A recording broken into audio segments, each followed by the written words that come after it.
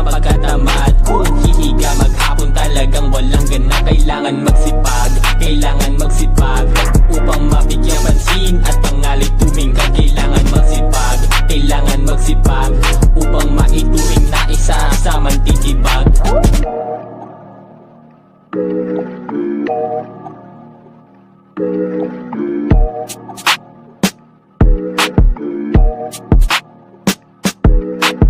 Kung wala kayong balak sumugal, bibig nyo ay lagyan ng busal. Nagbigay nilay na lang sa ibang may layuning maging brutal.